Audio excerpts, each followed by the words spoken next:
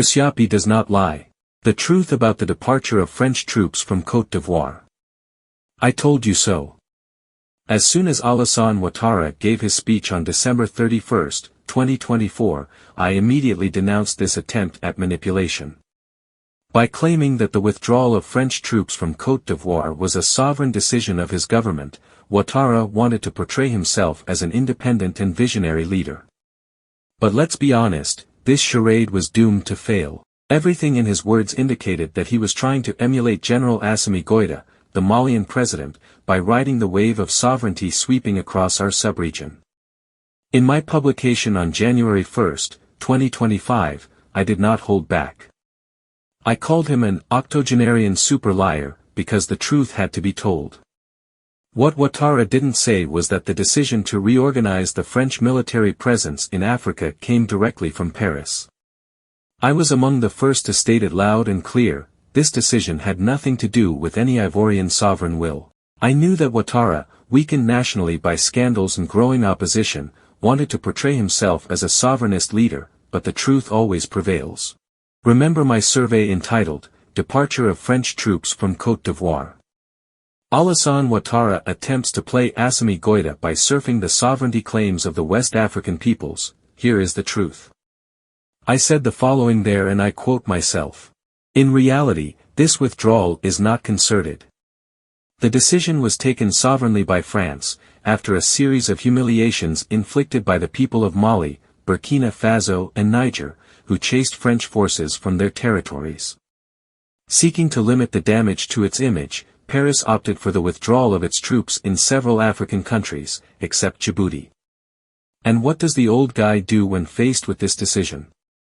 The coward of the lagoons, unable to stand up to his masters, begged, with tears in his eyes, for the French troops to stay in Côte d'Ivoire.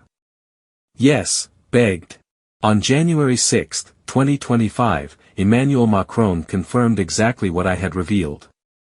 During an annual foreign policy conference, he declared that France had decided to reorganize its military presence in Africa according to its own strategic priorities. Macron even added that some African heads of state had been reluctant to accept this reorganization and that they had to be pushed into it. These statements leave no room for doubt. Ouattara was never in control of this decision. What I had announced from the start has just been confirmed by the French president himself. And so, we propose to African heads of state to reorganize our presence. As we are very polite, we let them have priority in the announcement. But you are not mistaken, we are the ones who have. And sometimes you had to push them. But it is not because we are polite and correct and reorganize ourselves that it should be turned against us by saying, they are driven out of Africa. In many of these countries, we did not want to remove the French army or even reorganize it, but we took it on together. That's partnership. And so, yes, we are in the process of opening a new defense security partnership, where we will have strategic bases. Djibouti is one of them, which is why it is of a completely different nature. I mentioned it in front of our soldiers. It will be lasting, stable, because it is regional. And we will ask our partners to know how to express their needs in terms of defense. It is time to give credit where credit is due and acknowledge my work for what it is. For years, I have conducted rigorous and courageous investigations to uncover what lies behind official speeches. On this matter, as on so many others, I was right. Ouattara wanted us to believe that he was behind this decision, but Macron has just shown that this was far from the truth.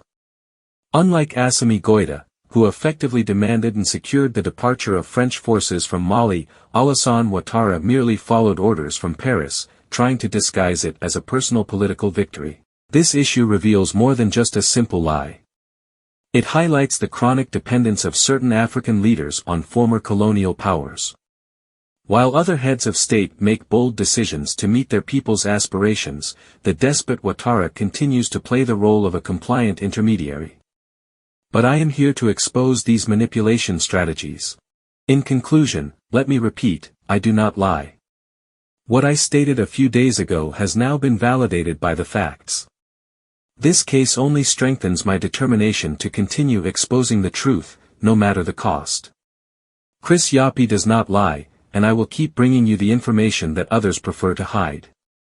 Pour ce qui concerne la Côte d'Ivoire, le chef de l'État. As far as Côte d'Ivoire is concerned, the Ivorian head of state, during his intervention, was quite clear on the conditions under which the 43rd Bima camp was handed over to us. There was no ambiguity about that. Il n'y avait aucune ambiguïté là-dessus. Pour ce qui concerne donc des pays As for countries that should be grateful to France, in any case, I don't remember that France led any fight for Côte d'Ivoire. So, we are not particularly concerned by these comments either.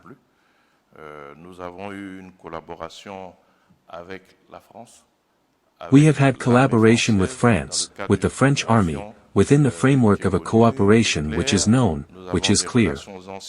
We have long-standing relations with France, with whom we have always had good relations.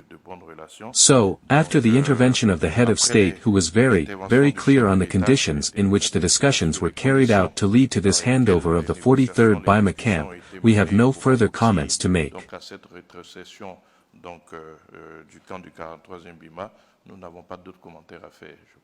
Coming back to the speech of the President of the Republic, we must see that perhaps his remarks concerned other countries, but not Côte d'Ivoire.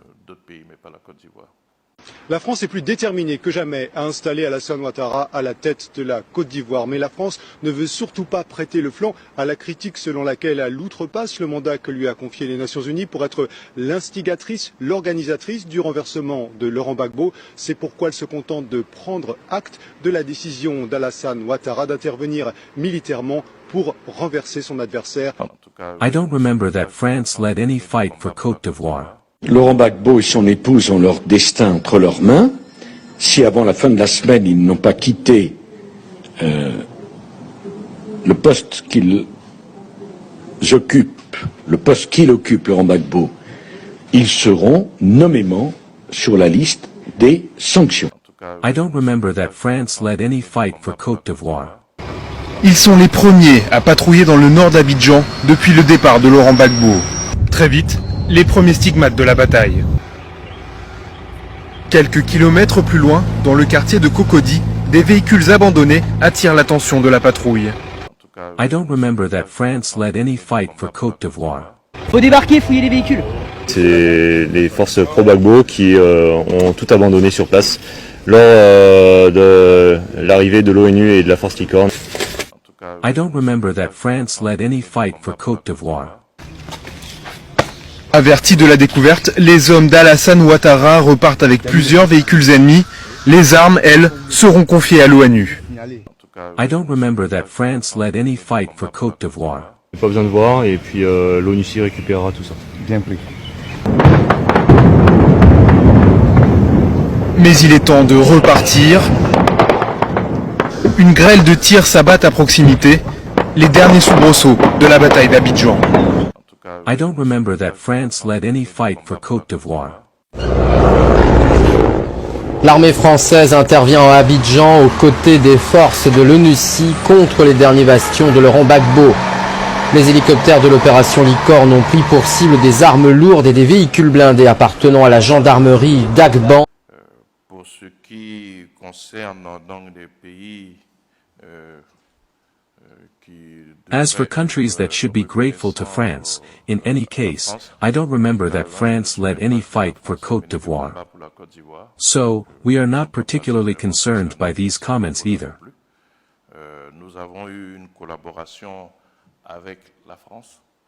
We have had collaboration with France, with the French army, within the framework of a cooperation which is known, which is clear. We have long-standing relations with France, with whom we have always had good relations.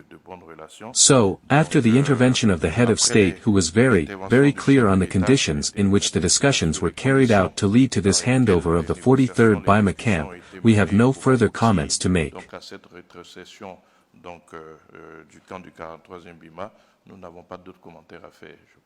Coming back to the speech of the President of the Republic, we must see that perhaps his remarks concerned other countries, but not Côte d'Ivoire.